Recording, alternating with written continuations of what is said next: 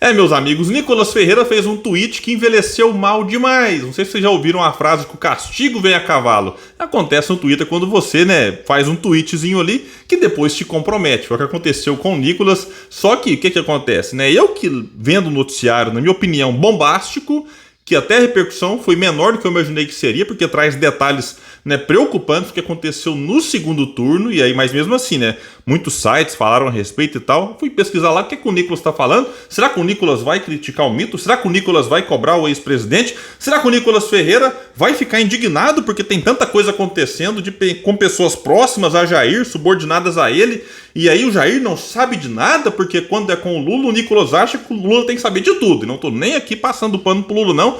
Tem muita coisa que aconteceu de errado nesse país, eventualmente continua acontecendo, mas, ô Nicolas Ferreira, cadê a sua coerência, cidadão? Ou quando é com o mito você passa pano? É assim que acontece, mas eu vou escancarar, vou mostrar pra vocês detalhes do que foi divulgado e no final vou provocar Nicolas Ferreira. Fique até então o final desse vídeo, mas antes dê uma conferida, já estão inscritos no canal Cortes do Politizando. Se não tiver, se inscreva, ativa o sininho das notificações, deixa like se gostar do vídeo, se não gostar, manda um dislike, faz parte, comenta o que você vai achar aqui embaixo, se puder, espalha, compartilha, bora trazer mais pessoas para esse espaço, porque aqui a gente luta por um Brasil melhor. Bora pro vídeo. Pessoal, então eu vou deixar um link aqui que vai dizer o seguinte, lá no blog da Malu Gaspar, que foi divulgado na madrugada do dia 29.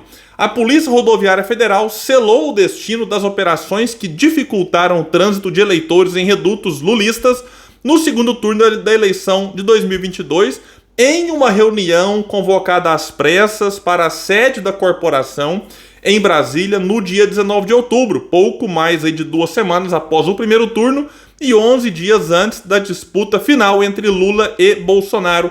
O blog da Malu Gaspar teve acesso a informações que agravam muito a situação de Torres, então ministro da Justiça de Bolsonaro, que era ali, o chefe, digamos assim, esse ministério é que abarca, a Polícia Rodoviária Federal, e o Vasques, que era o então diretor, e por que não a situação também de Bolsonaro, até porque, será que essa ideia partiu da cabeça de quem?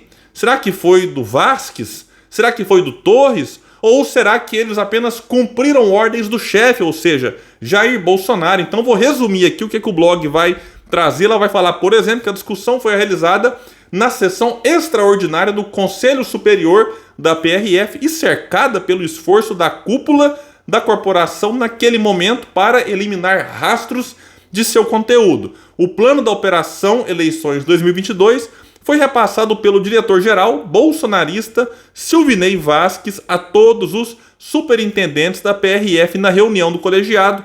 Até mesmo a ata, vejam bem, do encontro, que não consta na agenda de Vasques, então isso aqui, não colocou isso aqui na agenda, foi manipulada para que não houvesse registro oficial da operação prevista para o segundo turno.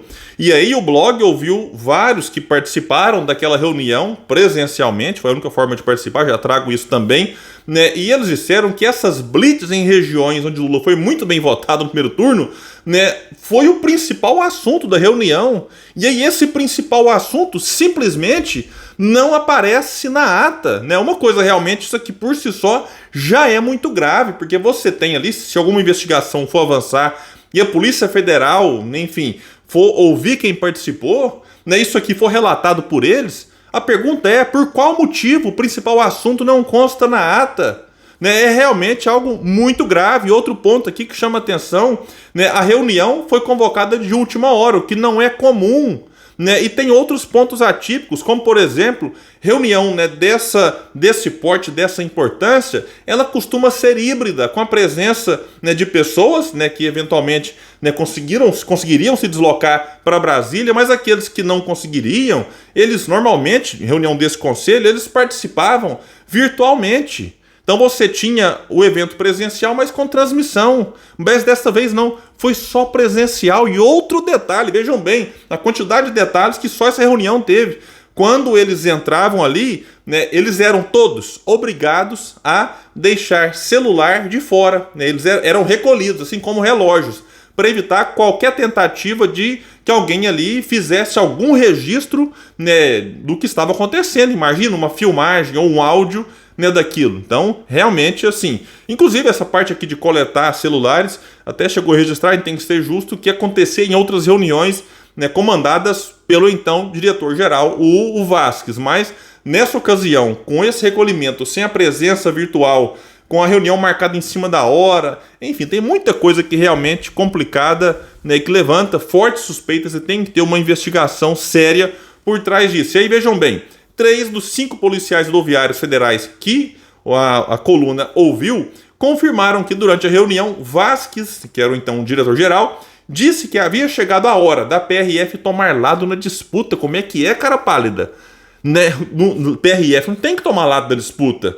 E aí ele disse isso na reunião, segundo 3 aqui, né, dos policiais ouvidos, né, pela coluna.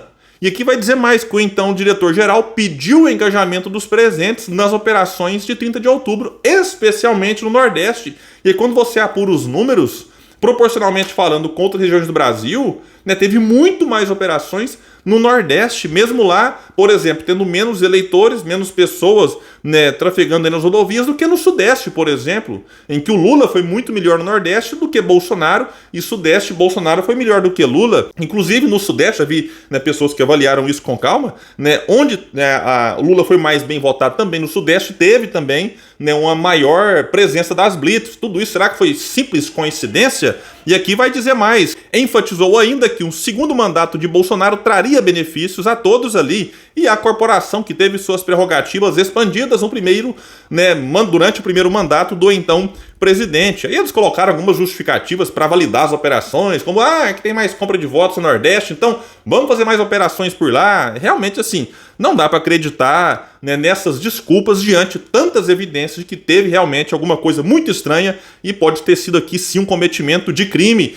Falaram também, mas o STF, né, liberou as prefeituras, ofereceu transporte gratuito para os eleitores, enfim, que aí vai ter mais ônibus na estrada, enfim, tentaram de alguma forma dar uma justificativa para fazer essas operações, mas como eu disse, tem muita coisa aqui que, né, parece bastante errada. Vai dizer mais, que a orientação do então diretor-geral da PRF era para que se preparasse bloqueios em regiões nas quais, então isso aqui foi uma orientação na reunião, o candidato petista havia assegurado vantagem no primeiro turno, e isso causou perplexidade em alguns dos participantes. Segundo o relato de um deles, houve uma votação para chancelar as operações, e os contrários concordaram em não manifestar suas divergências publicamente. Então, realmente, tem muita coisa aqui esquisita.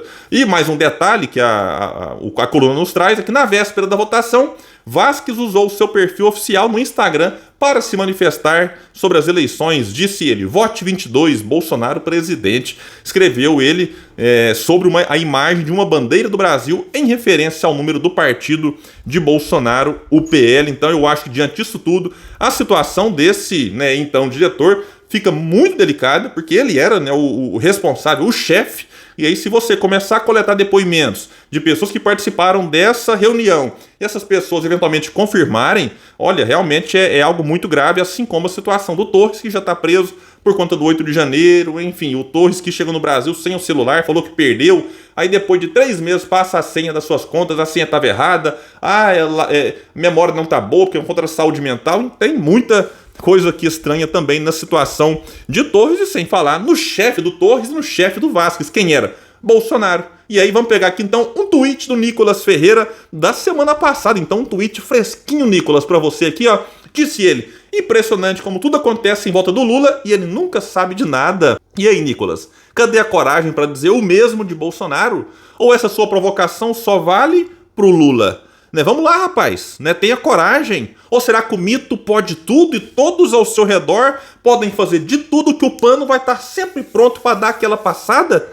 Nesse caso aqui, é o que vai acontecer com o Nicolas, como tem acontecido com tudo de errado que Bolsonaro faz, e ele simplesmente não dá um pio. Mas é só o Lula, que eu não tô aqui nem defendendo, nem passando pano pro Lula, não. Tem muita coisa errada, quem me acompanha no canal sabe há mais tempo. Não sou bolsonarista, não sou lulista, tenho acompanhado aqui, né, faço crítico, tem que ser criticado, eventualmente faz algum elogio, mas esperava-se, né, alguns aí, né, eu nunca esperei nada do Nicolas, ó, mínima coerência para vir aqui questionar. Ou será que se o Lula, em 2026, mandar a PRF fazer operações onde o adversário do PT foi mais forte no primeiro turno, será que eles vão aceitar como normal? Ou será que aí sim, né, que se for contra o mito aí tá errado? Então, né, tem que ter coerência. Eu estou aqui levantando, né, a possibilidade de ter algo muito grave no segundo turno em 2022, porque eu não quero que isso se repita contra ninguém, nem em 2026, nem em 2030, simples assim. Então é isso, pessoal, eu fico por aqui. Quem puder, compartilha esse vídeo, bora trazer mais pessoas pra cá, porque aqui a gente luta por um Brasil melhor. Valeu!